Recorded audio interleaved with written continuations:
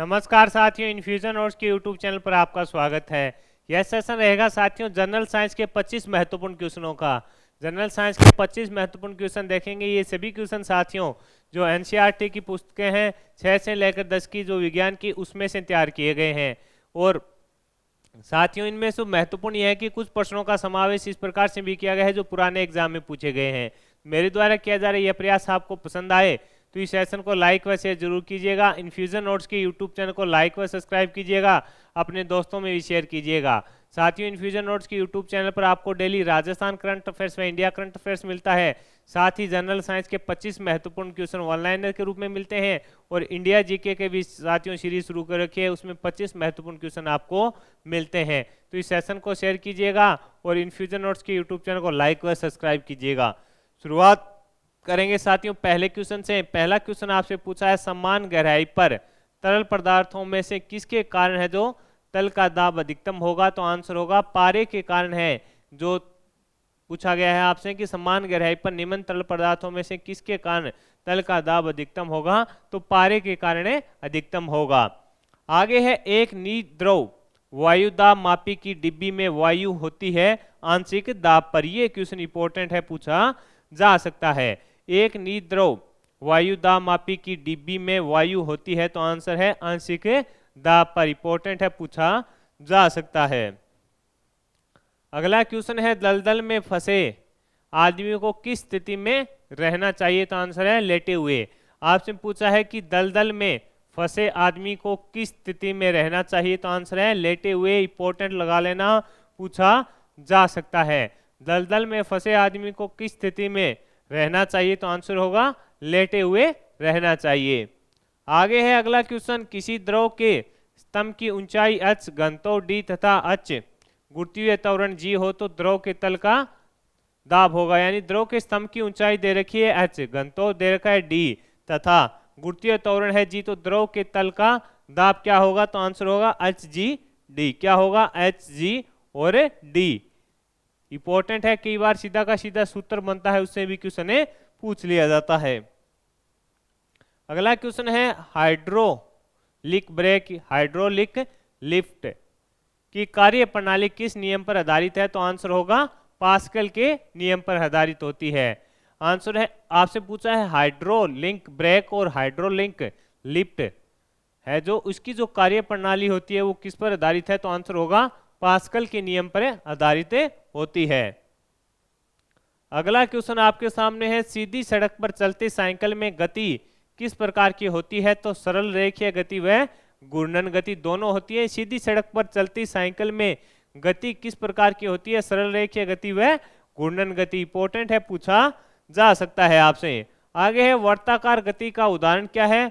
कोल्हू के बैल की गति। वर्ताकार गति का उदाहरण क्या होगा? कोल्हू के बैल की गति। अगला क्वेश्चन है कंपन गति का उदाहरण। कंपन गति का उदाहरण क्या है? वीणा के तार की गति। कंपन गति का उदाहरण क्या है? वीणा के तार की गति। इंपॉर्टेंट लगा लेना, पूछा जा सकता है कि कंपन गति का उदाहरण क्या है? वीणा के तार की गति है। आगे है कोई वस्तु अपनी स्थिति या गति अवस्था में परिवर्तन नहीं कर सकती अपने जड़त्व के कारण। ये भी इंपॉर्टेंट है, पूछा जा सकता है आपसे।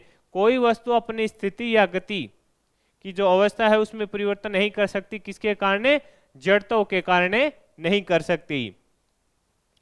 आगे है किसी गतिमान पिंड के विस्थापन तथा दूरी का जो आंकिक अनुपात है उसको क्या होता है? 1 के बराबर अथवा उससे कम होगा। किसी जो गतिमान पिंड के विस्थापन तथा दूरी का जो आंकिक अनुपात होता है वो 1 के बराबर होता है अथवा कम होता है। आगे है आकाश में उड़ रहे पतंग की गति क्या है? 3D। यानी 3D में यह गति है कि आकाश में उड़ रहे पतंग की गति कौन सी होगी? 3D गति होगी। अगला क्वेश्चन आपसे पूछा है साथियों जब पदार्थ के अणु स्वयं चलकर ऊष्मा का एक स्थान से दूसरे स्थान तक स्थानांतरण करते हैं तो वह विधि है? आंसर होगा संवहन विधि। जब पदार्थ के अणु, अब देखिए जब पदार्थ के अणु स्वयं चलकर ऊष्मा का एक स्थान से दूसरे स्थान तक स्थानांतरण करते हैं तो वह विधि कौन सी होगी? संवहन विधि होगी। आगे है, जब हवा समुद्र से स्थल की ओर बहती है तो इसे कहते हैं समुद्र समीर कहते हैं। क्या कहते हैं? समुद्र समीर कहते हैं। जब हवा समुद्र से स्थल की ओर बहती है तो इसे कहते हैं, आंसर होगा समुद्र समीर कहते हैं। अगला क्वेश्चन आपके सामने है, किसी पदार्थ का तापमान 1 डिग्री सेंटीग्रेड बढ़ाने के लिए जो आवश्यक ऊष्मा है उसकी मात्रा को, उस पदार्थ की मात्रा को क्या कहते हैं? तो ऊष्मा धारिता। किसी पदार्थ का तापमान 1 डिग्री सेंटीग्रेड बढ़ाने के लिए जो आवश्यक ऊष्मा की मात्रा है उसको, उस पदार्थ की क्या कहते हैं? तो आंसर है ऊष्मा धारिता कहते हैं। कई प्रतियोगिता परीक्षा में सीधा का सीधा क्वेश्चन साथियों ये पूछा जा चुका है। आगे है, 1 केजी पदार्थ का ताप 1 डिग्री सेंटीग्रेड बढ़ाने के लिए जो आवश्यक ऊष्मा है उसको क्या बोलते हैं? विशिष्ट ऊष्मा बोलते हैं, पूछा जा सकता है। 1 केजी पदार्थ का तापमान 1 डिग्री सेंटीग्रेड बढ़ाने के लिए जो आवश्यक ऊष्मा है उसको क्या बोला जाता है? तो आंसर होगा विशिष्ट ऊष्मा बोला जाता है। अगला क्वेश्चन आपके सामने है, स्थिर ताप पर 1 किलोग्राम पदार्थ की अवस्था परिवर्तन के लिए आवश्यक ऊष्मा उस पदार्थ की क्या कहलाती है? गुप्त ऊष्मा।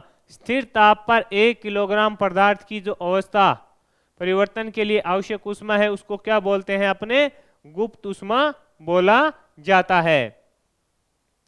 अगला क्वेश्चन है, कौन सी तापमापी सी वेग प्रभाव पर कार्य करती है? तो आंसर है ताप युग्म तापमापी। कौन सी तापमापी सी वेग प्रभाव पर कार्य करती है? तो आंसर होगा ताप युग्म तापमापी। आगे है साथियों, गैस तापमापी में किस गैस का उपयोग किया जाता है? तो हाइड्रोजन व नाइट्रोजन दोनों का किया जाता है। इसे इंपॉर्टेंट लगा लेना, पूछा जा सकता है। गैस तापमापी में किस गैस का उपयोग किया जाता है? तो आंसर होगा हाइड्रोजन व नाइट्रोजन दोनों का।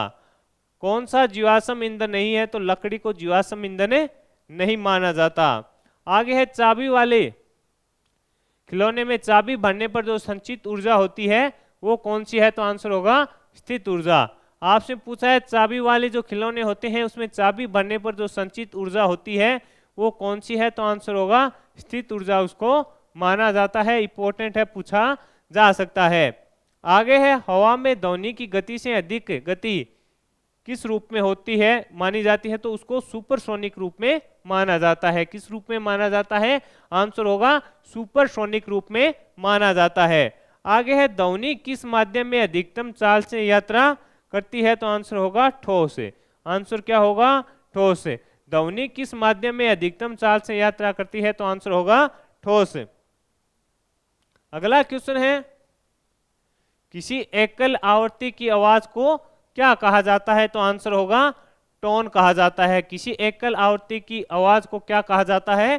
टोन कहा जाता है। वाहन के पार्श्व दर्पण द्वारा निर्मित प्रतिबिंब की प्रकृति किस प्रकार की होगी? तो आंसर है आभासी और सीधी। वाहन के पार्श्व दर्पण द्वारा निर्मित प्रतिबिंब की आकृति किस प्रकार की होगी? तो आंसर होगा आभासी और सीधी होगी।